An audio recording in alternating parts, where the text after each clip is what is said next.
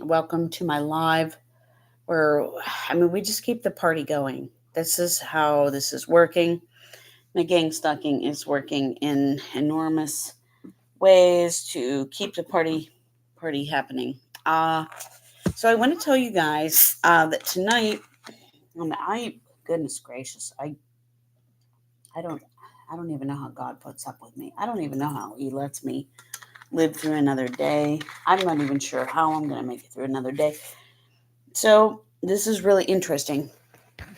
I had a premonition. My grandma used to tell me that she would be able, I don't know if it was a would be able to, I don't think that's quite how she phrased it. She could sometimes be, she would sometimes have a knowledge of somebody was going to pass away before they did. I realize there's the deja vu thing, and some of us seem to have some spiritual thing, and I don't claim to have any of that, except for the fact to have some sort of inborn ability to see kind of straight through people once they have made themselves known as perpetrators. So, and so today was pretty interesting.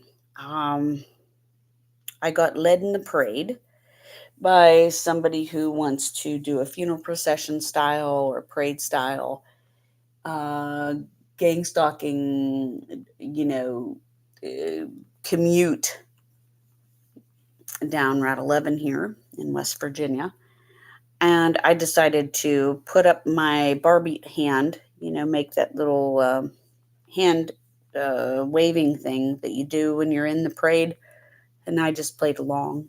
It's much better to play with bad guys than to let them get to you emotionally. And listen, you guys who are dealing with this stuff, it is October the 14th. It is one day after my birthday. 2025. I can't believe we made it this far. Thank God we have a pat on the back. We've made it. I listen, it is one thing to be in one state of emotions when you leave the house in the morning to start off your day, and to be in a completely different state by the time you get home, because my PTSD will not allow me to do anything short of making light and making fun of the perpetrators. And so, if you can't beat them, join them is one way to do it. So I just kind of put my little Barbie hand up and just wave along as I go down the path. And, you know, they show up at the bank. Now they're using this black truck thing.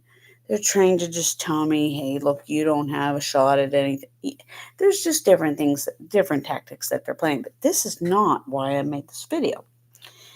If I tell you what just happened, you might be a little bit shocked. So the the movie night for myself and my kids tonight was a toss up between Gaslight, the 1940s 44 movie, whatever it is, the Gaslight movie, even though it's not I don't think it's the best depiction of, and I spoke about this in my earlier videos. I've got I don't know, I started doing videos last November, so I've got like 100, 200 videos somewhere in the YouTube vault, which I tucked away because of threats. Because of threats that they were coming after me, because they're trying to put me in jail, they're trying to institutionalize me one way or the other, trying to shut me up.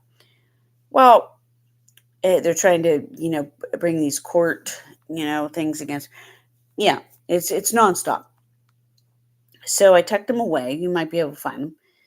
But in this vault is this information. And I just totally lost my train of thought. Uh so anyways, we're going to move on. Is that just went out the window. I apologized for that. And sometimes that happens. So, you know, tonight I was coming home after the parade ceremony, the waving thing. And as I was pulling in, there were these two guys who got out of their vehicle right across the street, and they were walking towards my driveway. Only they went to my neighbor who is beside me at Three's Company. And I've talked about them in my earlier videos. Like I said, this is all reference to my earlier stuff. And Three's Company is R and A, and this other dude that's living there with the orange car. And I call them Three's Company, the neighbors who are, gang stalking me and watching me close. And I mean, they make themselves obvious. It's apparent that this is what they're doing. And their behavior is just really wickedly weird and bizarre and abnormal and a little bit satanic, a little bit cultish, a little weird, all, all around the world. In color guard, when I was in color guard, we did all around the worlds with our flags. That's kind of what it is. So, what happened was these two dudes got out, and I knew right off the bat they were Jehovah's Witness, and I don't want to do that. I don't.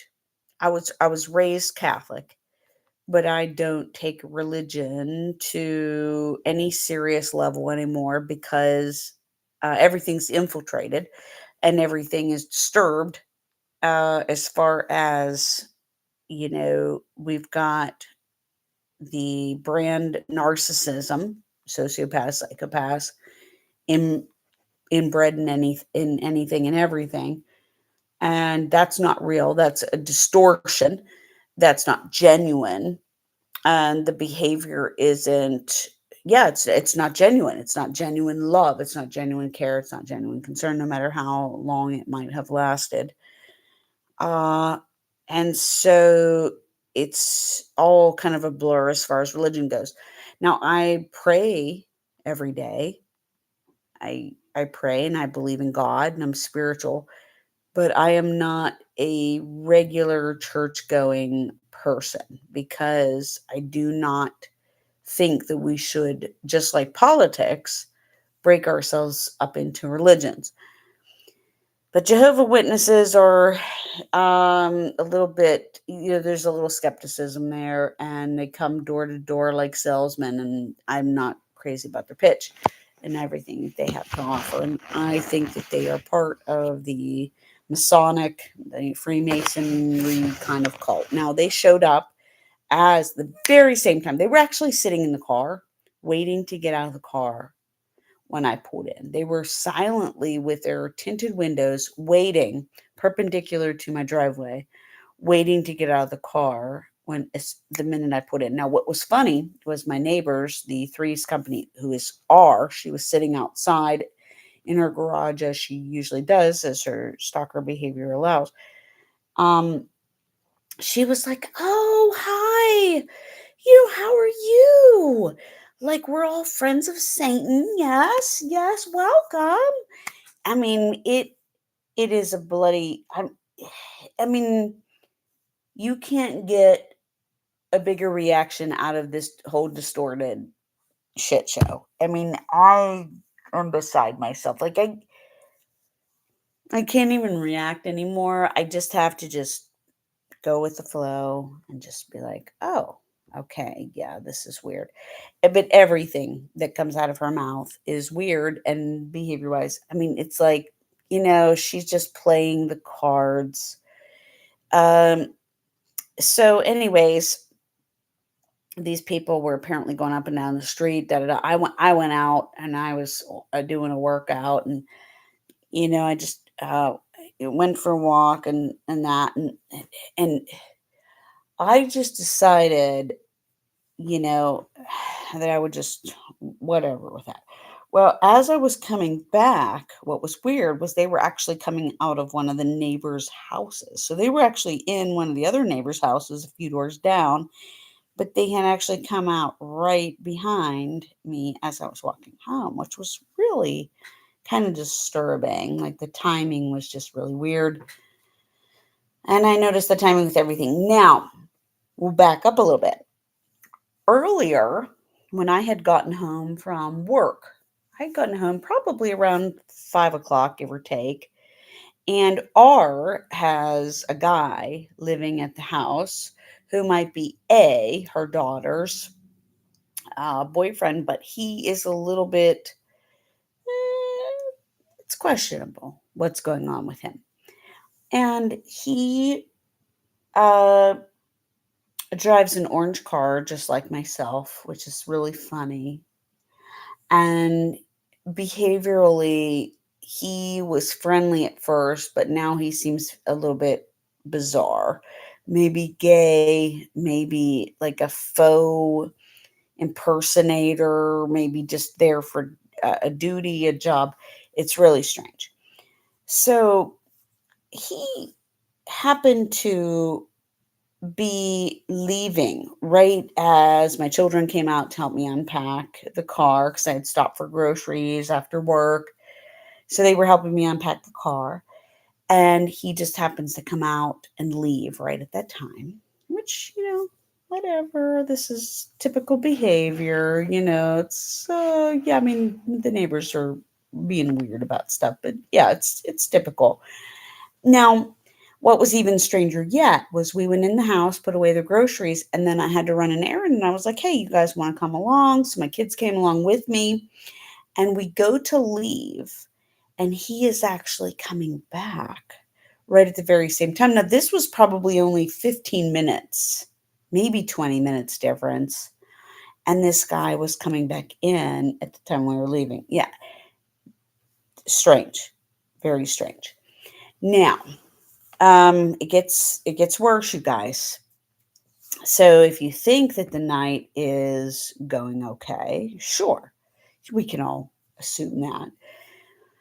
What happens is we start making dinner, and we were having a late dinner, which often happens on Tuesday night, unfortunately, because of extra activities and things.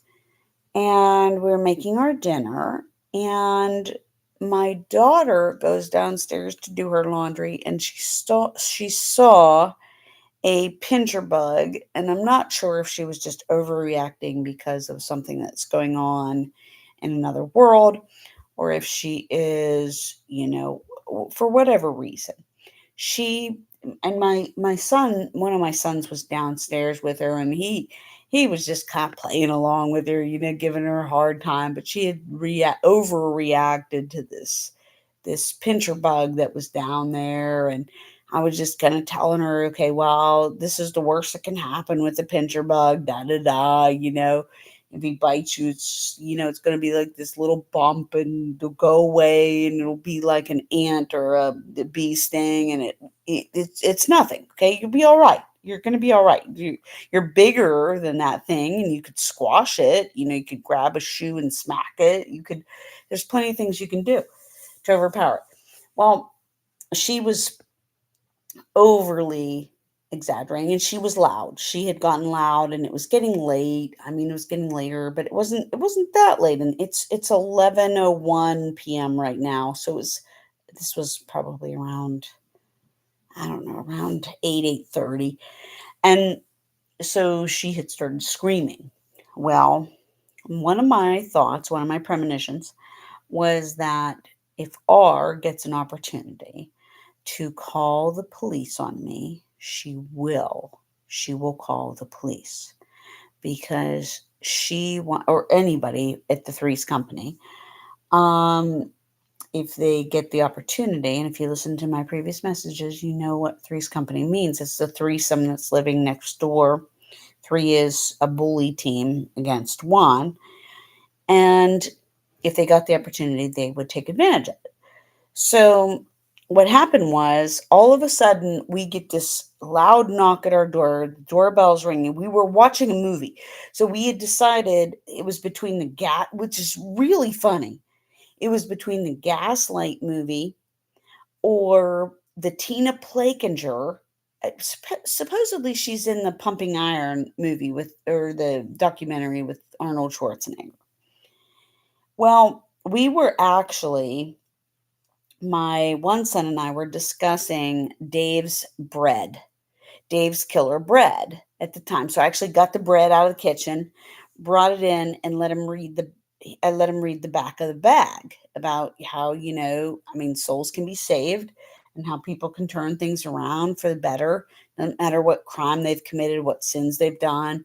They can turn it all around. So we were talking, and he's like, "Oh, I didn't know that." And I was like, "What told you this? We've been buying this bread for a little while now." My younger kids are not crazy about, different types of breads or things, but it was a whole story. It was the whole idea of this, of Dave, the Dave's Killer Bread. So we were talking about that, and then we were watching the movie, and all of a sudden we get this loud knocking and this doorbell ringing, and we're like, what the heck is going on here? It's the police. It's the freaking police outside. And I knew that this day was coming. I knew that this was coming again. And as a TI, you can say again and again and again. And I knew that everybody was going to buy the situation. The funny thing is, people who are non TIs, who are just innocent bystanders, just buy the narrative. Oh, well, it's just the police, and it's just an innocent misunderstanding, and they just, they were just here for this, and this just, they just came protocol. This is what they're supposed to do. Da da da da da. They just buy into the storyline, the main story. Well, I told my son, we don't have to do this. This is our right. We don't have to do this because they don't have a warrant. They're trying to say it's a domestic. They're trying to say they have to go back for a warrant. Somebody called about a domestic, and we already knew. I already knew who had done the calling, right? It's Three's Company. And I was like, yeah, she was just waiting for an opportunity. But we can't say for sure, but by the video cameras, we were pretty, we were able to make it pretty good. You know, we were able to discern, make a pretty good judgment. Um, so, yeah, we knew that she would probably capitalize on that opportunity had she gotten a chance because, we called Orangey out, who is their third Three's Company, party today. And of course, she acted like a fool when the Jehovah Witnesses come or when anybody comes. She acts like a, the village idiot. I mean, just blabbing things out like she's on some sort of drugs for sure. And she tries to get everybody in her good graces by acting like a fool. And then she behaves like a stalker every time she gets a chance and like a bully. And it's really scary behavior. It's like this lady doesn't have any advancement in her life. She doesn't want to advance into the kingdom of heaven. She wants to live in the pits of hell with Satan as his side companion. It's pretty scary shit. Because, like I said, when I first met R from Three's Company, I didn't make this assessment at all. But as I understand the program further and further, I can still, to this day, meet psychopaths and not know that they are psychopaths in the immediate forefront. Okay, I can still have that glass pulled over me. It might take me a few minutes, but then I realize who I'm in the company of. So I understand these people fairly well. And we were like, holy crap, what in the world is going on tonight? And we knew what was going on. So we were just trying to negotiate this so that we had a I had my thoughts on how this was going to go down. I was like, holy crap. I had never even thought at all until, we came to this conclusion that, oh, it was my daughter and her big mouth who could have got herself carted off to jail. No, no, no. She was just being a kid and she was overreacting and she was a little louder and a little more flamboyant than she should have been. She was just a little overly dramatic. But of course, the neighbor capitalized on this, and she was waiting for that moment. She let her dinosaur out. I mean, her dog out in the yard, the one with the sharp teeth and the creepy look, out in the backyard right after this had happened in the dark. And luckily, the officer was nice about it, and we just kind of explained, hey, look, she just overreacted, and she was just messing around, and it was loud, and we get it that it was, a little bit more than, what should have happened. It was a little over the top, and we had a talk with her about it, and we moved forward. So, but the neighbor was the foul smelling crap that gets caught on your shoes. And she's probably listening into this right now. It's probably who's in the room. Because they have since, I think, set up some equipment maybe next door to, God only knows what kind of technology people are using nowadays to thwart targets from moving forward, even though she's going to stay stuck in her prison and her hell for the rest of her life because of her gang stalking choices. But yeah, so this was what had happened. And if anything, the problem with people who are non TIs is they don't understand the ramifications. They don't understand that not only did this affect my daughter, it affected her greatly. And we had, of course, explain to her, hey, look, you're not in trouble. Accidents happen. This neighbor was just being a baby and a perp, and you didn't do anything. You did something that you shouldn't have done, but you can correct that, and you're not going to make that mistake again. You're going to know better. You're going to grow from it. It's okay. There's no reason to feel shame or guilt from it, or beat yourself up over it. It happened. It's done, and we're moving forward. Well, and this neighbor is never going to grow up, so you're in a better spot. That's pretty much what we had to teach.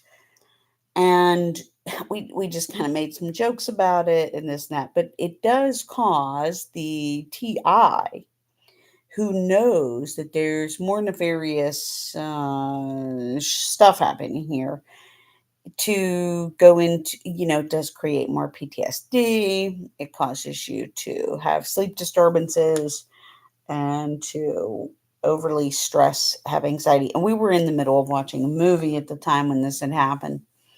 So that was a little bit difficult.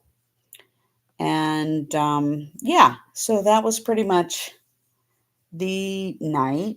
And I kind of just, what I had to do was I had to kind of laugh about it, even though I took it very seriously because I'm like, what in the world is going on here?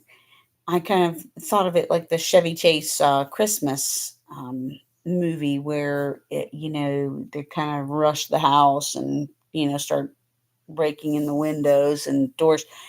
And yeah, but this neighbor just wanted to get her fix off of this. That's all it was. And it was I knew it was coming. Like I said, I had already had a premonition that if she got her chance, for some reason or another, she was going to be calling the police soon. I already had an inkling that this was in the future. So I didn't know how it was going to occur. But like I told my daughter, I told my kids, all it would have taken is somebody to react to them or to give them something to use, because that's what they are expecting. They are like greedy, demonic mongers waiting for some sort of feedback that they can use, because all they do is say, F you, Becca, F you, Becca, like they're on some sort of crack. And like they only have one master that they're listening to, and the master is telling them to just do this sort of evil, wicked programming. And this is what they do. And, this is all you're going to get. So their behavior is just showing more wicked the more you get to know them. And I just said, well, just imagine if one of us would have reacted in a way that would have created conflict, back and forth. Like if one of us would have reacted to them and said, started an argument or this and that, and they decided to call the police. Well, remember, this is how gang stalking works, that they're trying to one up things so that it's stacked in their favor, so that it looks bad for the victim and the survivor.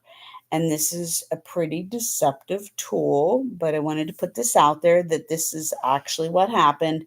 Honestly, we've tried to talk my daughter down, from this whole trying to get her to understand pincher bug is really harmless for the most part. He's not going to do anything. He's just kind of creepy and weird. And yeah, I mean, hopefully my neighbor understands pincher bugs, and she probably understands daughter. She's got one, and her daughter behaves a lot like her.